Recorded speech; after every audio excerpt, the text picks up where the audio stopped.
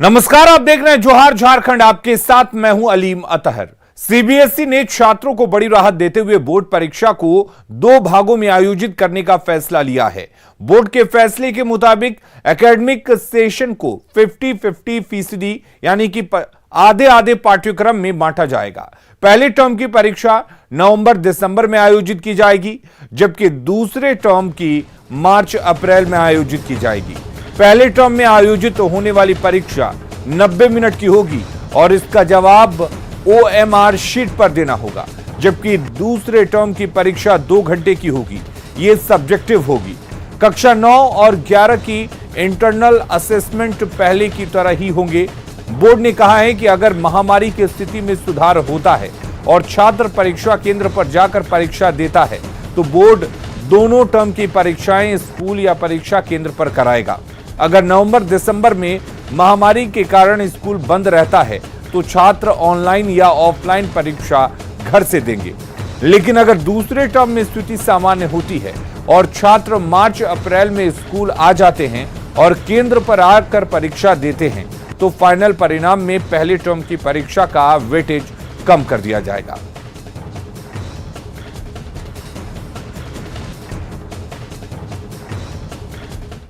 कोडरमा में एम्बुलेंस में सीमेंट की ढुलाई का मामला सामने आया है।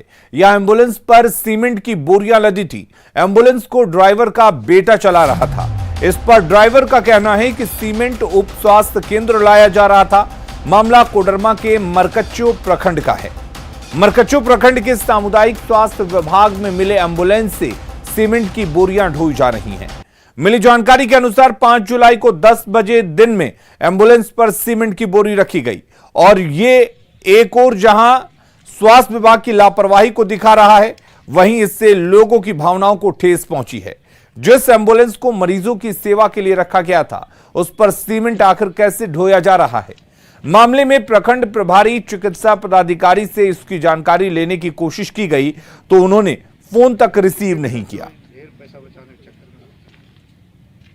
जो है ना ये ऐसा लगता है कि जैसे अगर पप्पा कहे क्या काम से गए थे? गए थे, सब बोले थे दवा पहुंचाने तो दाई में और देवीपुर में कुछ सामान था, सीमेंट था, वही पहुंचाने के लिए। किसका सीमेंट था? वही सेंटर गया था, वही काम हो रहा। सेंटर का सीमेंट था जी। और ऐसे में सवाल उठते हैं कि आखिर एम्बुलेंस पर सीमेंट क्यों ढोई जा रही थी? सीमेंट की बोरियां एम्बुलेंस पर क्यों ढोई जा रही थी? सवाल यह भी है कि क्या स्वास्थ्य विभाग को इसकी जानकारी नहीं है? क्या बिना स्वास्थ्य विभाग की जानकारी के इस तरह का काम किया जा रहा था? एम्बुलेंस के दुरुपयोग के लिए आखिर जिम्मेदार कौन है?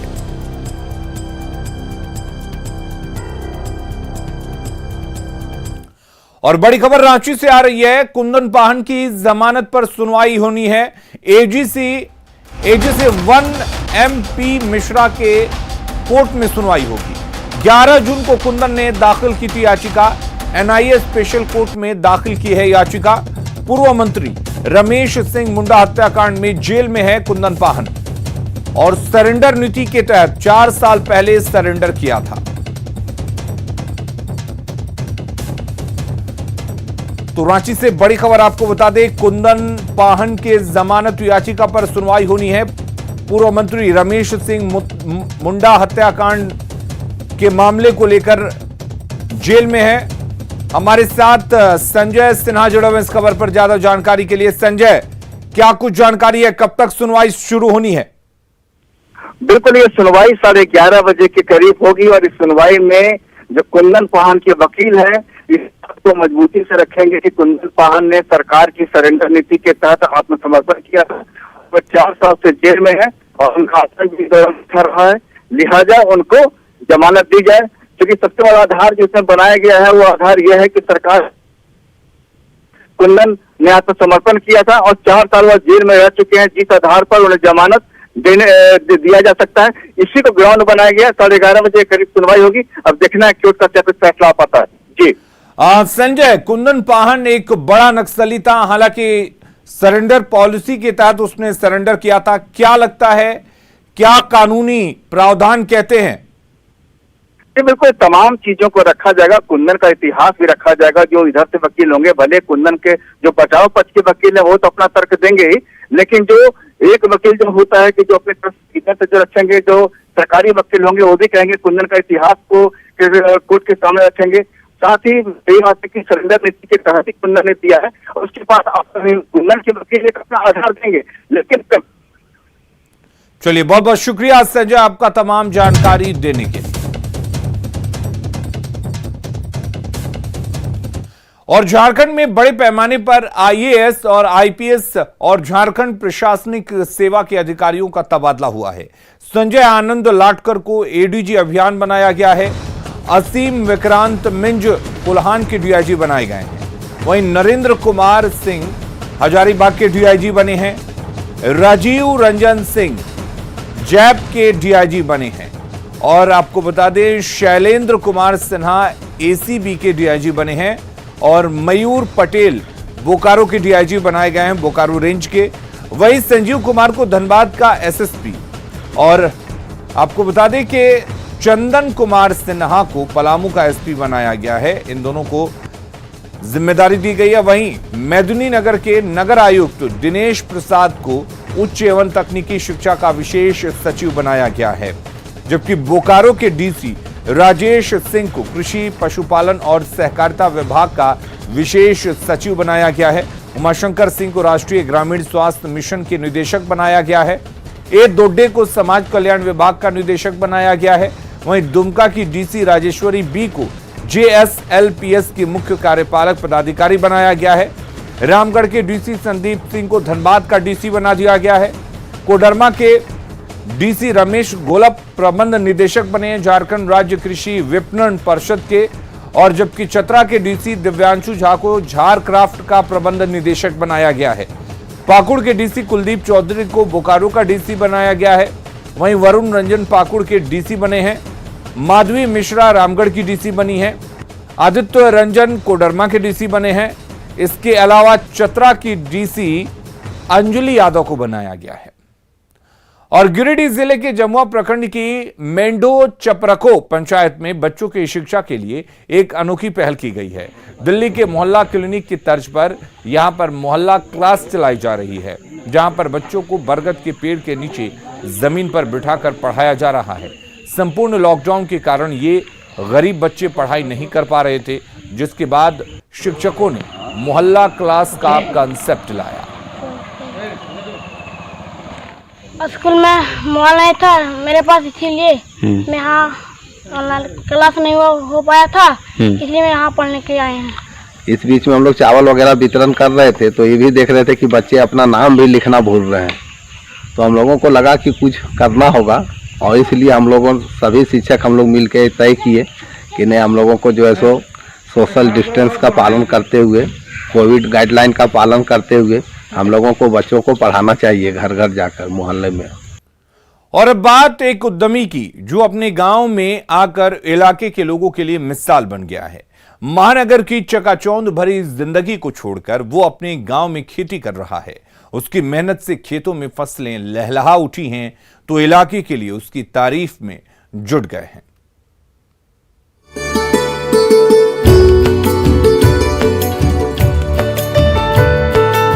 खेतों में दूर दूर तक फैली हरियाली, तरह तरह के फलों से लदे पेड़, इमारती लकड़ियों के पौधे से सजे बगीचे बता रहे हैं इस प्राकृतिक सुंदरता को किसी ने बड़ी मेहनत से कैनवास पर उतारा है।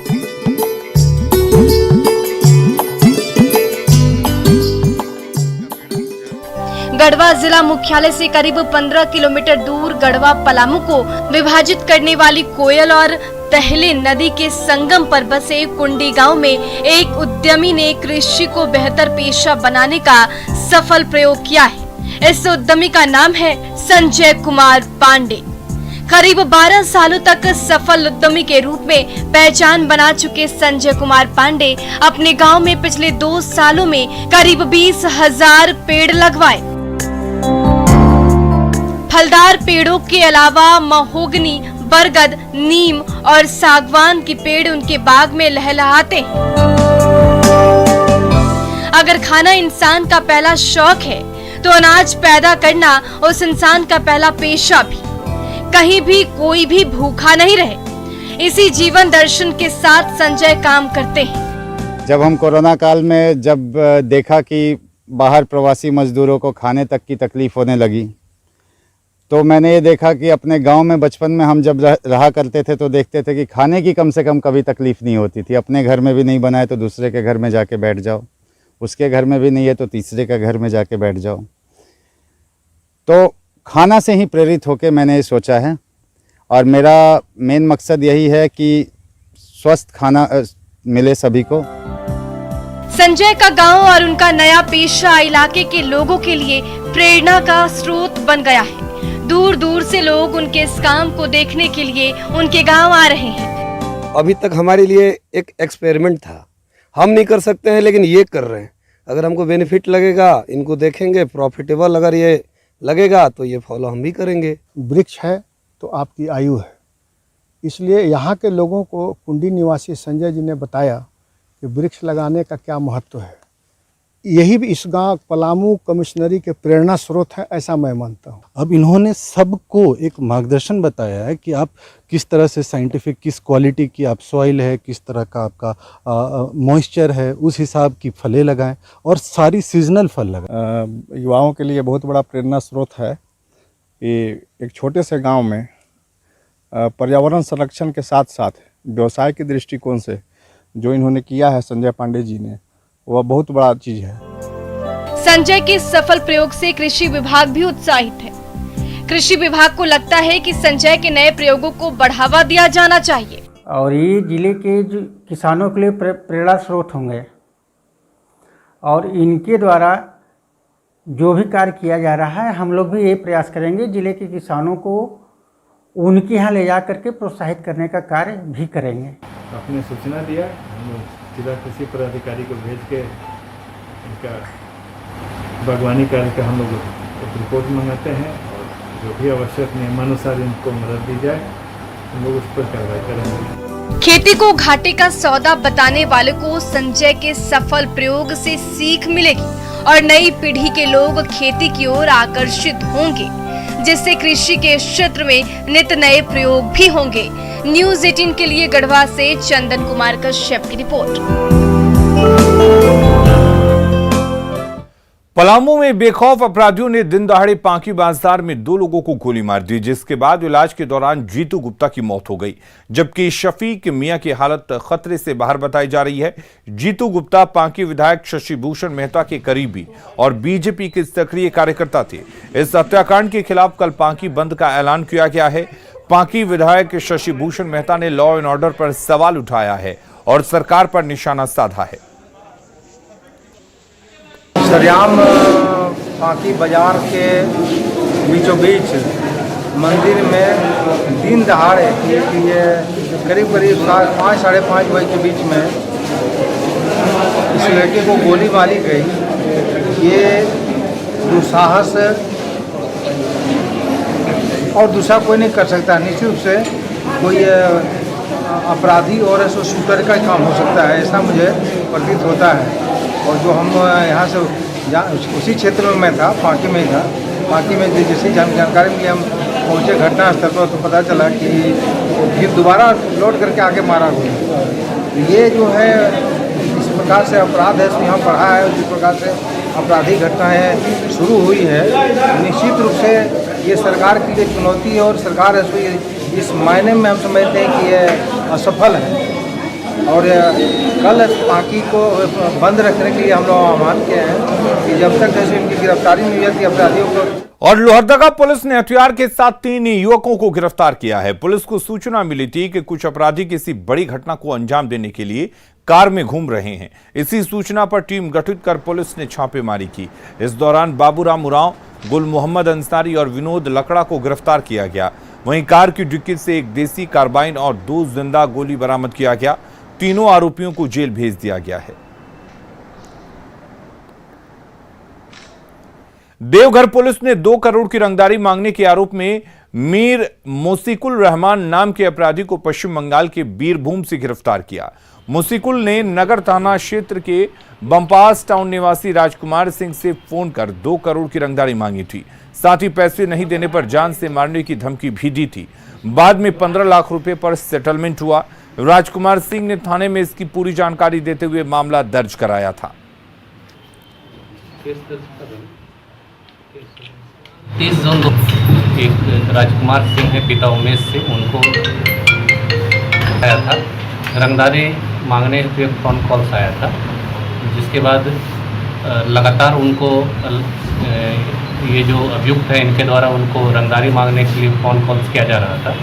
अंततः 15 लाख पे नेगोशिएशन हुआ था कि 15 लाख रुपये जो है दुमका पहुंचा दीजिए, आपको रंगदारी स्वरूप देना है। इस कांड को पुलिस अधीक्षक देवगढ़ द्वारा काफ़ी ही गंभीरता से लिया गया और कांड के उद्भेदन तथा अभियुक्तों की गिरफ्तारी। जामताड़ा के अंबा गांव में कर्मकार समुदाय के लोग कई सालों से कांसा का बर्तन बना रहे हैं। इनके बनाए बर्तन की डिमांड रहती है। कारीगर बर्तन बनाने के लिए दुमका से कच्चा सामान मंगाते हैं। कड़ी मेहनत के बाद तैयार बर्तन को ये लोग व्यापारी को सप्लाई करते हैं। कर्मकार समुदाय का बर्तन बनाना पुश्तैनी धंधा है। बर्तन के कारोबार से ये लोग आत्मनिर्भर हैं।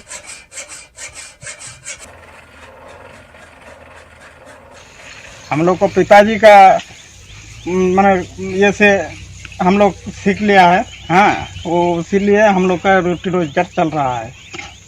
इस माल को जो आप लोग तैयार कर रहे हैं, इस माल को हम लोग दुमका भेज रहे हैं। दुमका में हम लोग का महाजन है, वहाँ से माल कच्चा माल हम लोग लाता है और यहाँ बनाता है।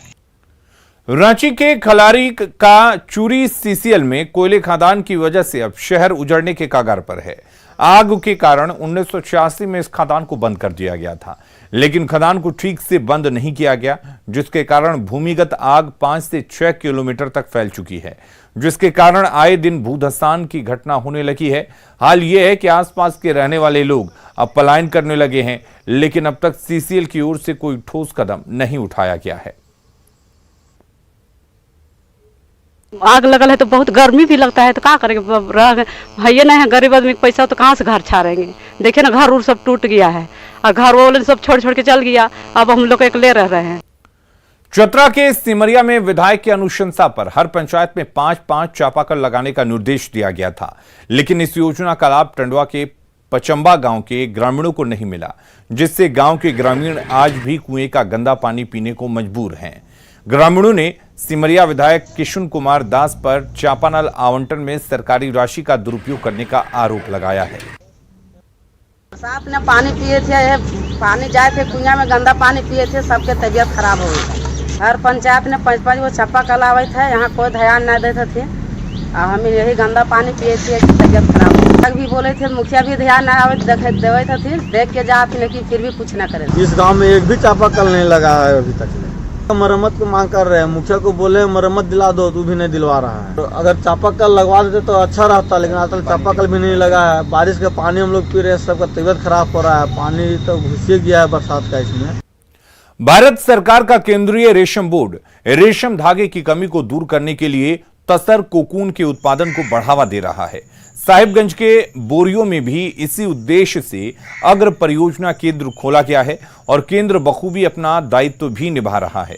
पहाड़ और जंगल से ढके साहिबगंज लगभग 2500 आदिवासी किसान प्री कोकून के उत्पादन से जुड़े हुए हैं। केंद्र के मैनेजर संजय कुमार ने बताया कि अभी कोकून उत्पादन के लिए आदिवासी किसानों के बीच अंडा का वितरण किया जा रहा है। जून में 2 पैकेट मिलता है अंडा। इसके बाद से 1 महीना का ये पालते हैं कीड़ा। इसके बाद उसका गुटी होता है। इसके बाद फिर मिलता है ये सितंबर में से 2 पैकेट, उसमें 2 महीना पालते हैं।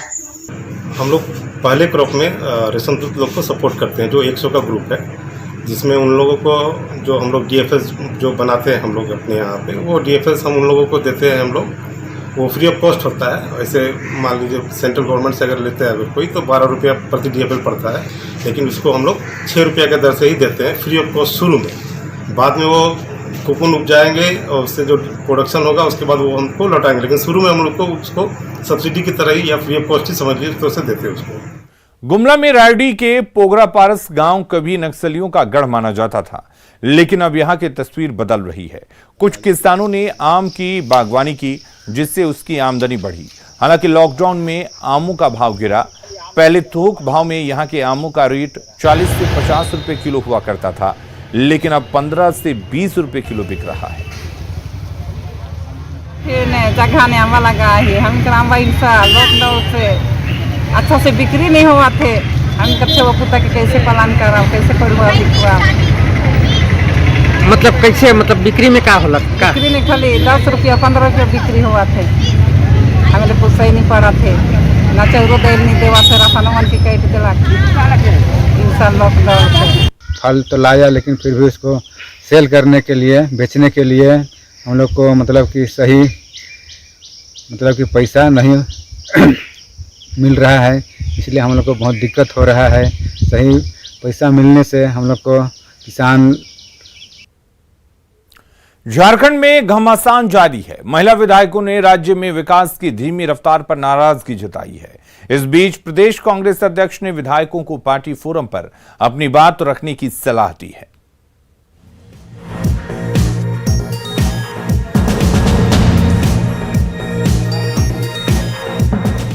झारखंड में जारी घमासान के बीच प्रदेश अध्यक्ष ने विधायकों को पार्टी फोरम पर बात रखने की नसीहत दी है।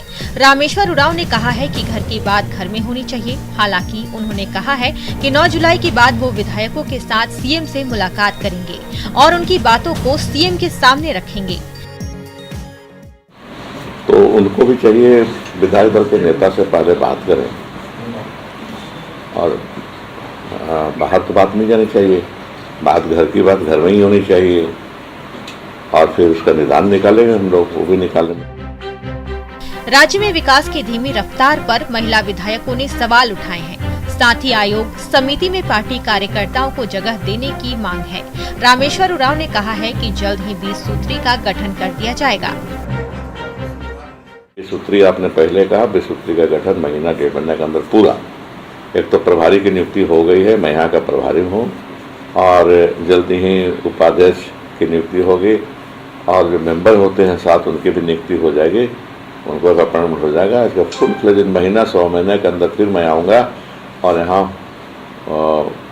पूरे बेसूत्री की मीटिंग करूँगा। कांग्रेस की महिला विधायकों ने पुलिस की कार्यशैली पर न सिर्फ सवाल उठाया है, बल्कि कॉमन मिनिमम प्रोग्राम बनाने की मांग की है। हालांकि पुलिस मुख्यालय ने आदेश जारी कर जनप्रतिनिधियों के साथ उचित व्यवहार और उनकी शिकायत पर त्वरित कार्रवाई के आदेश जारी कर दिए हैं। वहीं विधायकों की नाराजगी दूर करने के लिए 10 जुलाई को कांग्रेस विधायक दल की बैठक बुलाई गई है। सिमडेगा से श्रीराम के साथ ब्यूरो रिपोर्ट, न्यूज़ 18। खबरों का सिलसिला लगातार जारी है। अब बने रहिए न्यूज़ 18 बिहार झारखंड के साथ।